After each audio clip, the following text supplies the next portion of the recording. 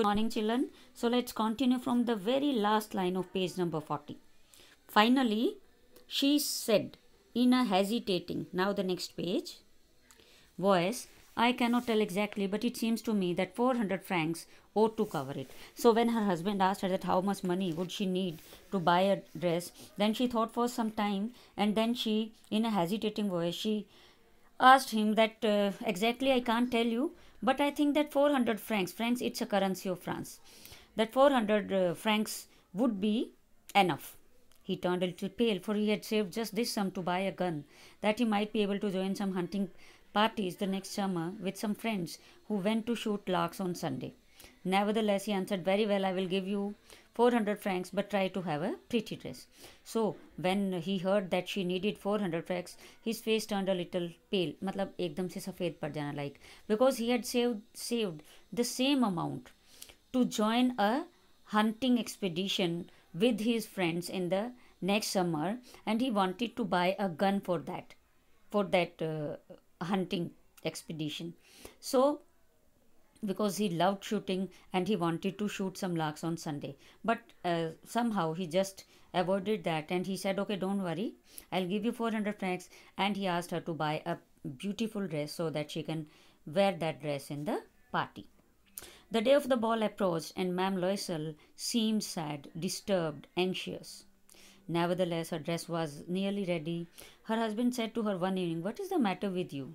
You have acted strangely for 2 or 3 days. Now she had purchased the dress. As the day of the ball approached, as it came near, Ma'am Loisel, she is the girl, she is the lady, she seemed very sad and disturbed, anxious also. Anxious is restless, बड़ी बेचैन सी उदास नजर आ रही थी. So almost the dress was ready. So her husband asked her one evening that what is the matter with you? Now you have purchased the dress also, still you are not showing any happiness, still you are sad and very anxious, and you are acting in a very different way from the last 2-3 days. He had been observing her, and then he finally asked her, and she responded, I am vexed not to have a jewel. Vexed means annoyed, frustrated, or worried. Nothing to adorn myself with. I shall have such a poverty stricken look. I would prefer not to go to this party.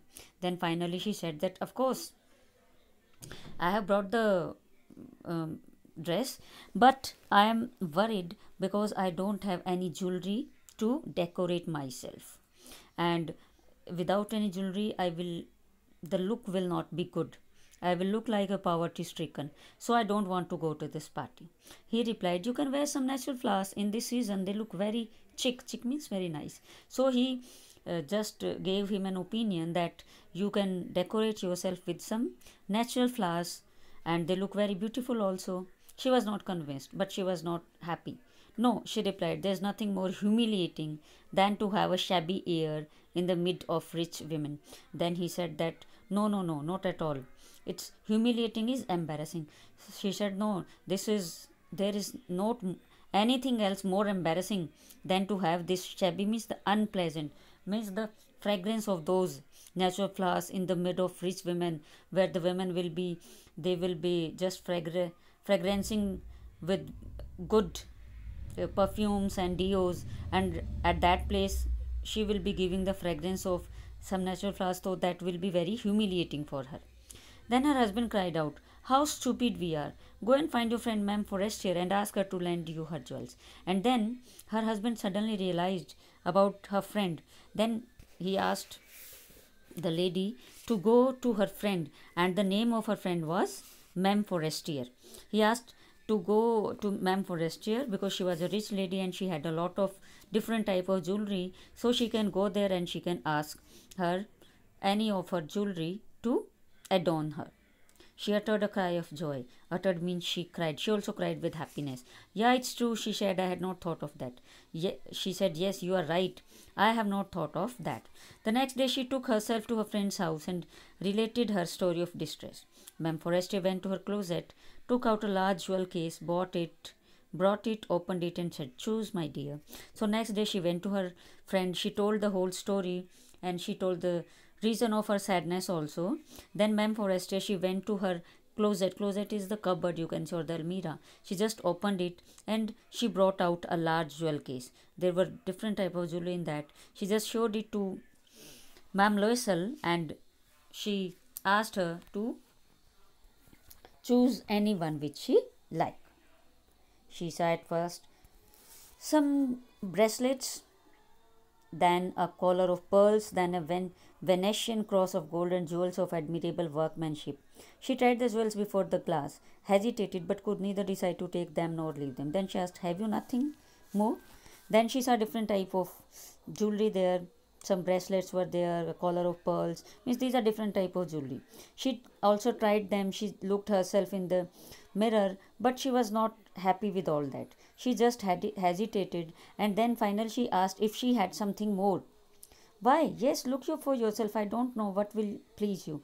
Then her friend, Ma'am Forrester, she asked her, "Oh, yeah, I have. You do one thing, you just have a look at yourself. From the cupboard, you yourself, I don't know which type of jewelry you want or which jewelry would you like. So you just have a look at yourself." Suddenly she discovered in a black satin box a superb necklace of diamonds. Her hands trembled as she took it out. She placed it about her throat against her dress and was ecstatic. Ecstatic means very happy and excited. Then she asked in a hesitating voice, full of anxiety, "Could you lend me this? Only this?" "Why, yes, certainly." So, when she was looking at the jewelry, suddenly she saw a black satin box and there was a superb, wonderful diamond necklace was there. And her hands were trembling when she was taking it out from the box. She just put it on her throat. It was suiting with the dress also, and she was very happy and excited. And then she asked her friend if she could lend her that beautiful diamond necklace. Only that she wanted. Then her friend said, "Yes, of course, certainly you can take this." Next page, children.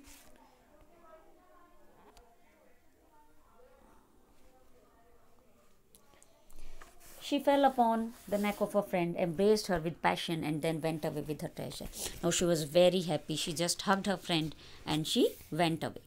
The day of the ball arrived. Ma'am Loisel was a great success. She was the prettiest of all, elegant, gracious, smiling, and full of joy. All the men noticed her, asked her name, and wanted to be presented.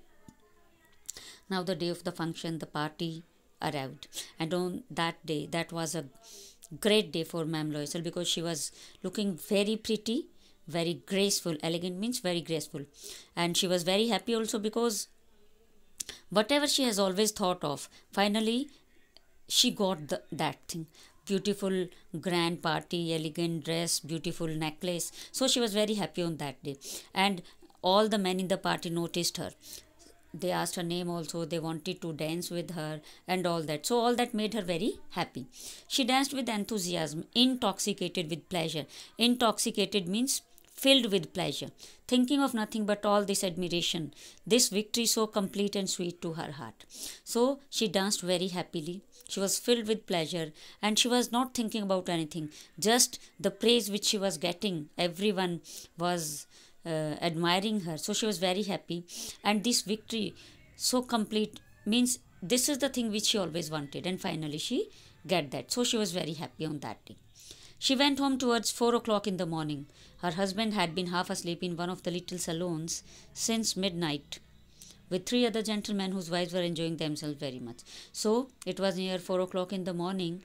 The party, it ran for the whole night. So near about 4 o'clock in the morning, they moved back towards their home, and her husband was almost half asleep in one of the little salons, means a room that is used for entertaining guests. So he was sleeping there since midnight, but she was enjoying the party. Still 2-3 other gentlemen were also there. They were sleeping in the saloon, and the wives, they were enjoying in the party. He threw around her shoulders the modest wraps they had carried, whose poverty clashed with the elegance of the ball costume. She wished to hurry away in order not to be noticed by the other women who were wrapping themselves in rich furs. So when they were coming out, she just, since it was early morning and the air was also a little bit cool, so she just tried to cover herself with the modest wraps. Means it was very simple, it was not expensive cloth in order to cover herself, and that wrapping cloth, it didn't match with the dress which she was wearing, the elegant dress which she was wearing on that day. So she wanted to quickly come out of that place so that no one can notice her, because the other women, they all were very rich, they all were covering themselves with very rich outfits, very rich, you can say very rich wrapping clothes, and her wrapping cloth was not so rich, it was very simple. That's why she just wanted to come out without being noticed by anyone. Loisel detained her. Detained means stopped her. Wait, said he, I'm going to call a cab. And when she was hurriedly coming out, her husband stopped her, saying that wait a minute, I'll call a cab, you can say a taxi. But she would not listen and descended the steps rapidly. When they were in the street, they found no carriage, and they began to seek for one, hailing the coachman whom they saw at a distance. But she didn't listen to him, and she just moved quickly. And when they reached in the street, they found there was no carriage, no taxi or no cab was there. So they start looking for a cab, and suddenly they saw a coachman who was at a far away distance. They walked along toward the river, hopeless and shivering. Finally, they found one of those old carriages that one sees in Paris after nightfall. So finally, so they moved, they covered some distance on foot. They were walking along the river, they were very hopeless and they were shivering with cold also, and finally they found one old carriage. Generally that is seen after the night, when the night falls. So such type of old carriage was found there, and they also get one. It took them as far as their door, and they went wearily up to their apartment. It was all over for her, and on his part he remembered that he would have to be at the office by 10 o'clock. So the cab, it dropped him at the door of their house, and they went wearily means they were very tired, and they went up into their apartment. Now everything was over for her, and for her husband, he only remembered that next morning he has to be in the office by 10 o'clock. So they were very tired and they just wanted to sleep. She removed the wraps. Wraps is the covers which she was putting on her shoulders before the glass for a final view of herself in her glory. Suddenly she uttered a cry. Her necklace was not around her neck. So she went into her dressing room. She just removed the cover just to have a final look of herself in such a beautiful, elegant dress. But as she looked into the mirror, she cried. Her necklace was not there. It was lost somewhere. Loisel detained her. Loisel, already half undressed, asked, "What's the matter?" She turned towards him excitedly. I no longer have Mem Forestier's necklace. Now, her husband was also changing, and when he heard her cry, he just asked, "What's the matter? What happened?" She turned towards him, and in a very excited way, she said, I have lost my necklace, or you can say, I have lost Ma'am Forestier's necklace. He arose in dismay. Dismay means sadness. What? How is that? It is not possible. And they looked in the folds of the dress, in the folds of the cloak, in the pockets, everywhere. They could not find it. He asked, "You are sure you still had it when we left the minister's house?" So he was very sad, and he said, no, it's not possible. Then they searched for the necklace everywhere, in the folds of the dresses, in the folds of the cloak. Cloak is a sleeveless, big, large garment with that hangs loosely from the shoulder. So they checked everywhere, all the pockets and all, but they couldn't find it. Then her husband asked her, "Are you sure that you still had the necklace when we left the party, when we left the minister's house?" Children, that's all for today. Rest we will do in the next class.